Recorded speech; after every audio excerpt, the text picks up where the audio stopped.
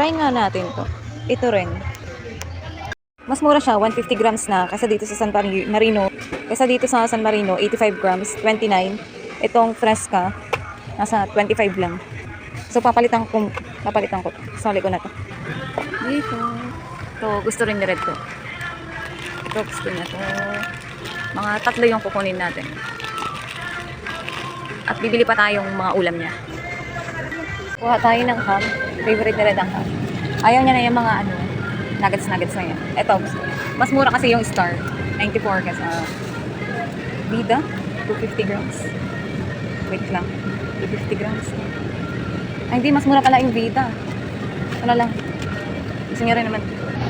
Yung longganisa. Gusto niya rin to, kaya lang gumagawa na kasi kami yan.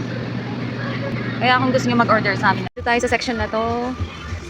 Hindi ko alam kung kukuha pa ako. Sila kasi umiinom pa rin siya ng gatas ngayon. So, ayun. Kaya, depende na lang kapag kasya yung budget. Kukwentahin ko muna itong mga nasa basket ko. Ayun, kinakain niya na ang grocery ko. Ano ba yan?